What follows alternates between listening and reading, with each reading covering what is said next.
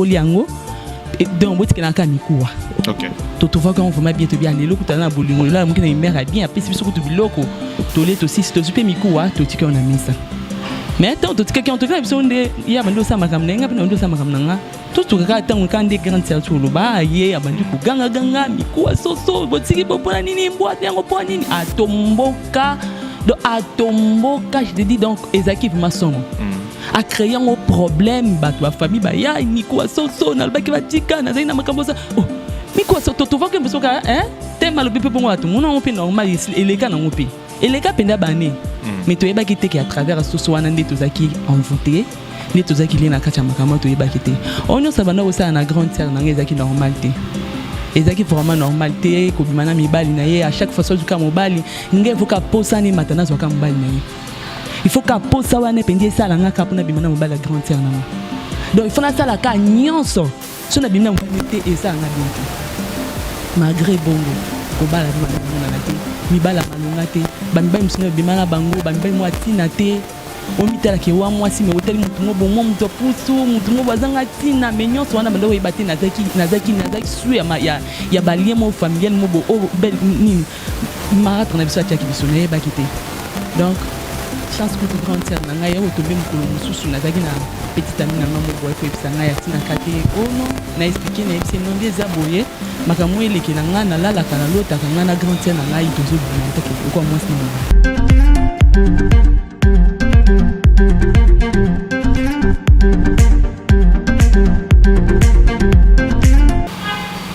Boté Nabino, Balandia Sagesse Télévision, vous êtes belé partout à travers le monde, vous êtes à 5 sur 5, que Dieu vous bénisse. Sur ta Balaliboso, abonne-toi, puis activer cloche en notification pour rater absolument rien. Merci à Jean-Pierre Casson pour la prise de vie, merci à nos sponsors, merci aussi à tous ceux qui aiment bien cette émission. Le cœur de l'homme, une émission éducative où ils font la vérité spirituelle. Pour la décision où il s'engeli na place où il faut. Dans un amoureux, na opé Shalom de Dieu Mbote, Shalom apôtre Paul. Shalom, shalom. Bonne santé. Santé, malam makasi. Merci. Prière Liloba avant ton banc d'émission. D'accord, Tokosambela. Père, nous te disons merci pour ce moment merveilleux. Laisse que cette émission, que ce temps soit un temps béni pour tout celui qui va nous suivre et même pour nous-mêmes. Laisse qu'à travers ce témoignage, que plusieurs personnes soient édifiées, bénies, restaurées au nom de Jésus et nous disons Amen. Amen. Merci pour la prière, l'homme de Dieu. Merci, monsieur. Nini Fandisio pour la deuxième fois, parce que nous avons battu belle photo. Oui, nous sommes là par rapport à cas Oyo Nazo continuer dans la prière. D'habitude, dans le jardin botanique, Sambela, et le Seigneur m'a mis à cœur de m'approcher vers la sœur Lily. Et tant qu'on a écouté la sœur Lily, le Seigneur m'a parlé de ce qui s'est passé dans sa vie. Parce que je la voyais en train de pleurer, elle était en train de pleurer, elle avait tellement pris beaucoup de temps, elle pleurait devant le Seigneur. Et c'est comme ça que le Seigneur m'a envoyé et le Seigneur m'a dit, va, parle là. Alors tant on a commis, ndena ebisie oyo nzamba talisa kinga. Alors tant on a expliqué et on a trouvé que ezaki réalité. Azaki vraiment dans le besoin pour nzamba délivrer du bout. Beaucoup de choses que les gens m'ont fait parler, il y avait l'inceste qui était à l'intérieur, il y avait le problème d'aller fréquenter une maison d'un devin que sa sœur était partie fréquenter. Il y avait des signes un peu bizarres qui s'est passé avec elle-même. Alors, tant qu'on a talisé, on a comprendre que ma cambounion se bande comme elle est, n'ande qu'on a eu, et qui ma camboumoko est en normalité, et qui ma camboumoko imposé par de puissance du ténèbre. Alors voilà pourquoi tant que tu as mis, tous 8 ans, il y a solo là, et jusqu'à maintenant, nous sommes dans le processus de la prière et même le processus de la délivrance. C'est un peu ça. Merci. TV Zali Radio T, au Pessi Maman Micro. Merci. Maman Zoa Micro. Na pression Bote. Bote papa. Voilà, comment on a dit? Comment on a Sœur Lily. Sœur Lily. Voilà, qu'est-ce qui se passe dans ta vie? Problème il ne que pas apôtre, peu beaucoup de temps wapi. En fait, nazalaki vraiment na ba problème ngai naleki na ngai oyo esaliki tokabwanaki nde toza boye tokola pa maretre na biso bamaretre na biso vraiment azalaki na bacomportement moko ya mabe envers biso mais vu que tozalaki na esika okende te tozalaki mpe na famille te tovandaki kaka na emarke ce comportement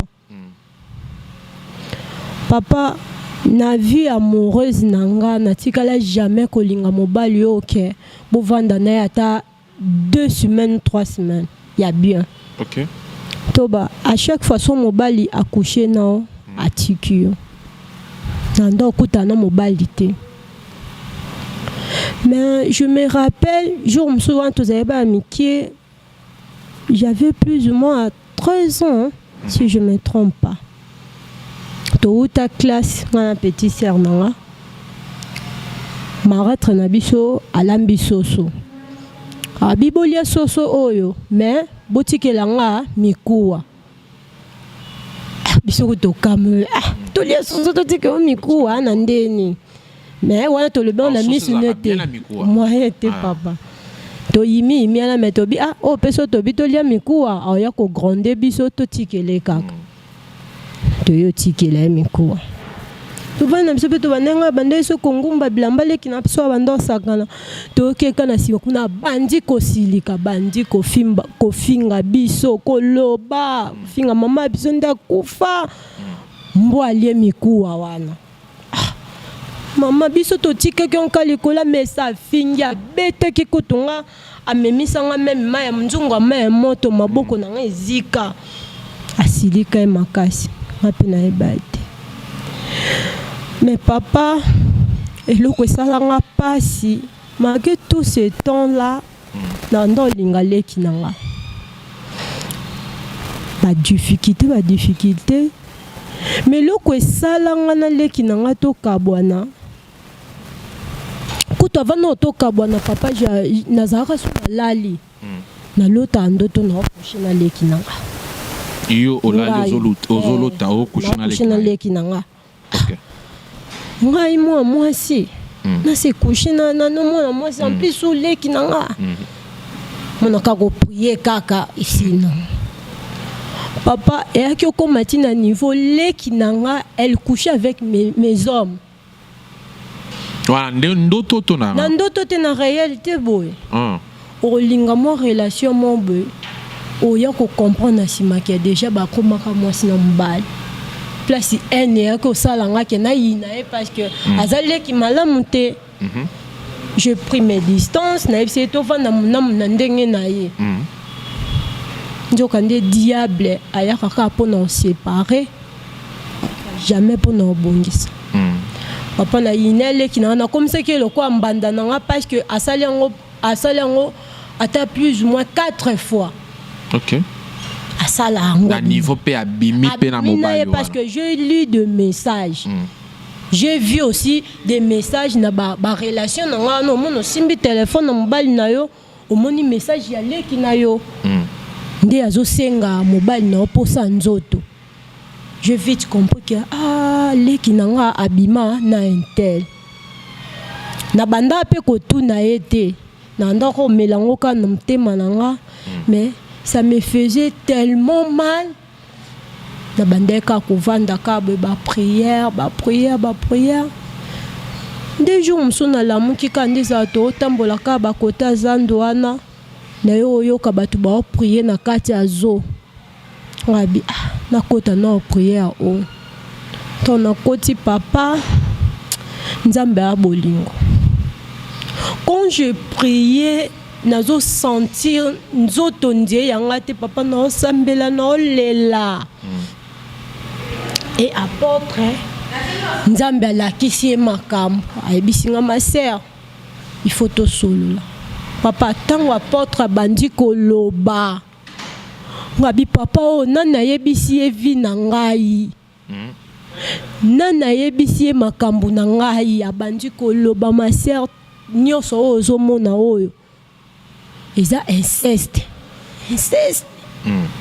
abandi koloba bi photo prier photo lande ba prière ndo monaki que tant to bandi ba prière na abi azaki pe na posa leki nanga po to prier ensemble ndo monaki na lukaki leki nanga de to yaki to bandi pe ba prière na papa de so mona mapanga mwana yo tant apôtre a sali prière na yo ayebisa que exactement nini par rapport ya eloko moko to lo ba ya soso obolia kiona tant to sambe na apôtre ayebisi biso soso bolia ki eza ndeti impart lien oyo esayaki ndeti lié bino ekanga bino po boko momona makambo wana nyonso oyo tolekisi nango inceste parce que ngai so na olota leki na nga na coucher na ye ezalaki parce que toza déjà lié na kindoki mongo boye eza inconscient o biso toyebi te maratra salela biso dès que tozalaki ba miki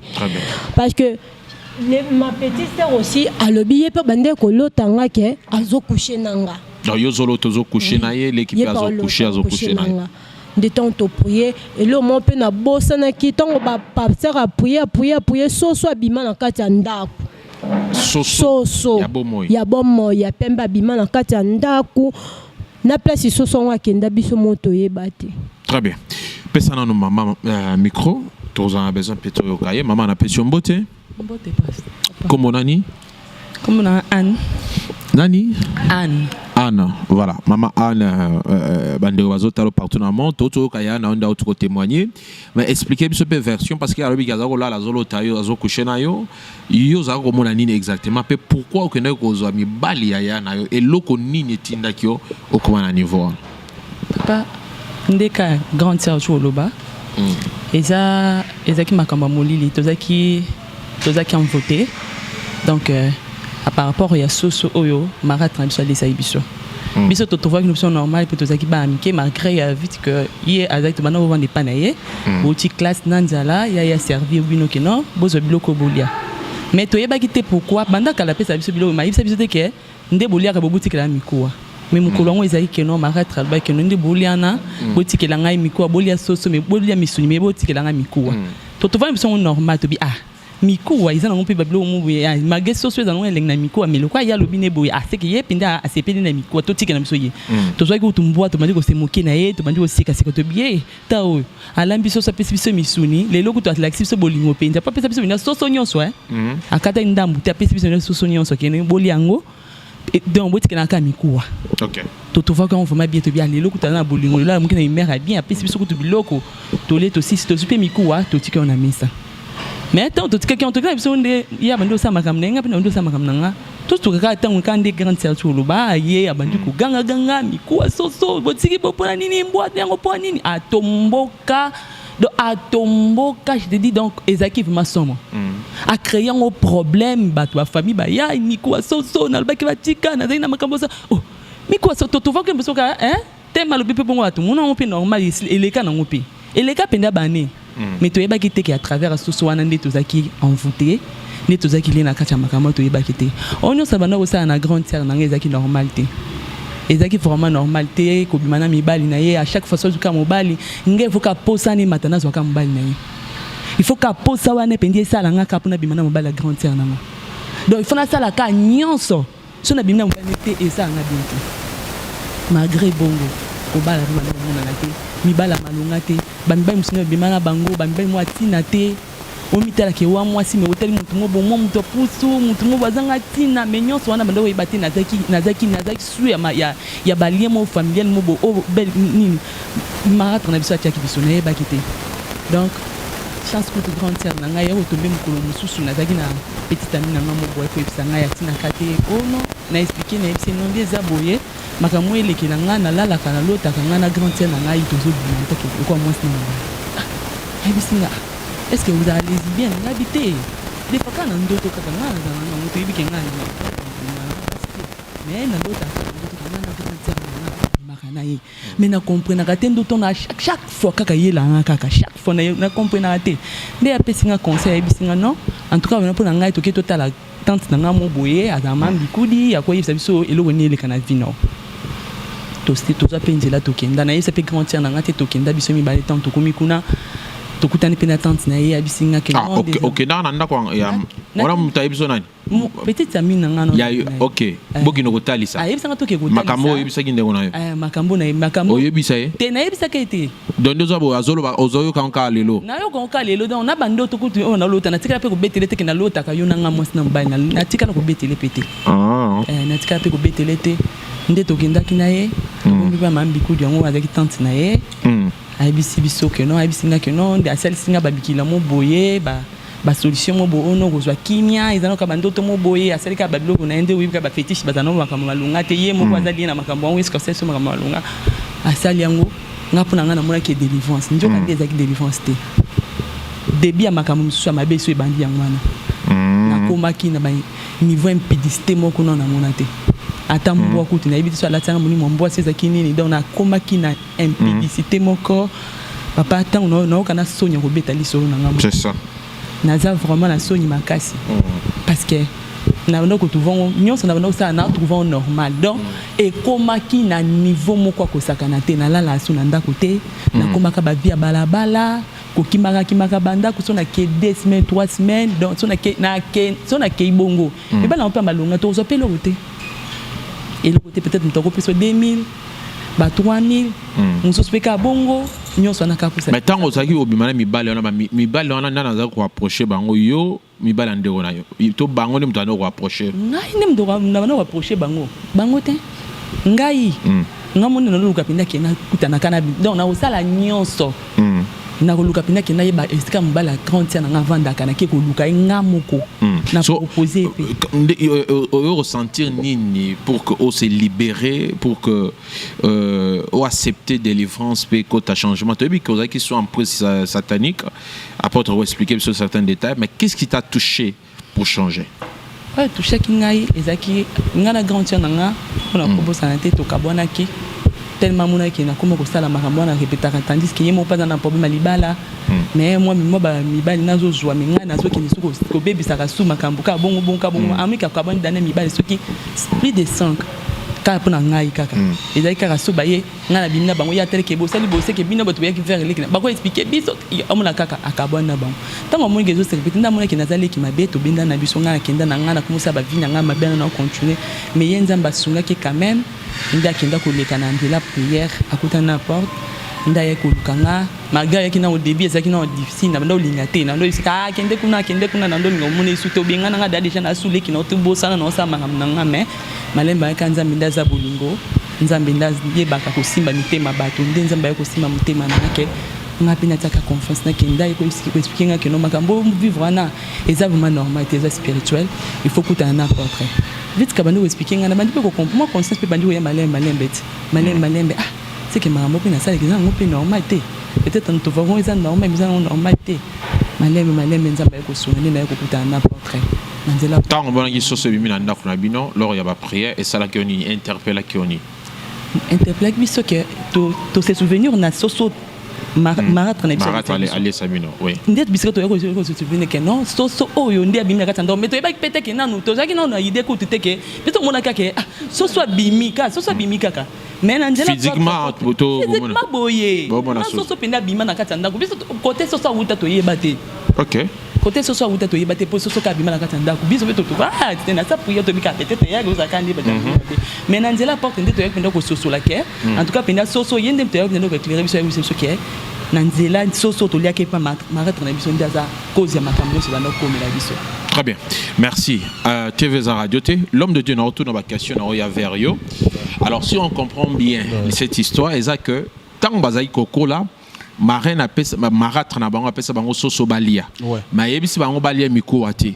C'est alors que balia soso batiki miku wa likolo mesa mbwa aya kolia miku wana et maratre na bango banda ko gangela bango abeta bango même. Et na kokola na bango ba yako se rendre compte que bazolo tando to moko eza similaire identique ya zolo tazobi manane de pas zola la zolo ta azobi malay et jusqu'à ce que esprit impudicité et koti bango il est qui a remis kozwa bas mi bali ya nae et ya comme blessé choqué ayeko yina lekinae jusqu'à ce que Nzambe le loi kokuta nsabango na yo pour que délivrance na bango et ça le même. Alors na nyonso wana il y avait quel esprit to benga on a kombonini Parce qu'il y a aussi le chien qui avait mangé Miku Oranayani. En fait, c'est la sorcellerie. C'est-à-dire, la tante a monaki déjà destiné à Vina Bango. Alors, il faut sacrifier et détruire leur destinée. Parce que moi, je ne connaissais pas. Le Seigneur m'a montré juste la source du problème. Voilà pourquoi na yebisi Bango nazo mon aboui. Et puis Bango va m'y rappeler. Parce que le jour de la délivrance, c'était pas facile. Bango moko va témoigner. C'était très très fort. Alors le jour de la délivrance et la manifestation à l'esprit et Bimaki. Alors c'est là où même Bango moko va comprendre parce que l'image est ça. C'est ça, dans le cas de la délivrance, Tozo voit juste image pour la Kisamonto parce qu'après la manifestation des esprits, la personne peut voir ce qui s'est passé. Alors, Ndewana, il faut rendre compte que ce n'était pas quelque chose de la blague, c'était quelque chose de très sérieux. C'est-à-dire leur vie était déjà détruite parce qu'ils étaient en voûtement.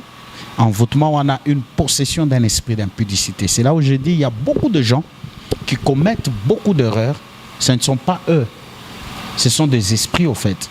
Ce sont des démons, ce sont des puissances, ce sont des esprits qui cherchent à détruire leur destinée et leur vie. Ils ont traversé un moment difficile. C'est ce que Paul dit dans la parole. Paul dit, ce que je veux faire, je n'arrive pas à faire, mais je fais toujours ce que je ne veux pas faire. C'est une loi de la pesanteur. C'est-à-dire, loi moko ezawana po etindika mutu kaka na oyo ye alingia salate. Parce que les diables connaissent très bien que ce que ozo sala oyo yo olingite okobanda ko détruire destinée na yo. Destinée na yo kobeba. C'est comme ça que la puissance de l'envoûtement de la sorcellerie opère. Un sorcier n'a pas besoin de détruire seulement ta vie en te touchant. Non. Un sorcier peut être de loin à élever autel. À partir à hôtel ou à élevé, à bandi ko commandité oyo il faut ekomela yo. À bandi ko tindela yo stérilité, à tindelio masanga, à tindelio kindumba, à tindelio ba milimo mabe. Alors ils ont milimo nyonso wana ceux qui bandi omi manifester de fois ko kanisa kezayo.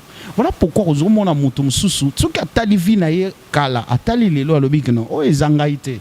C'est parce qu'on a fait juste échange pour nous déstabiliser, nous détruire destinée na yo. Merci. Merci Tozo de la sujet parce que c'est un sujet très important. Très important. La base peut-être dans la prédication Eroya sur Roté Ango, Tozo de la vraiment plus direct na yo. Alors un mot de la fin.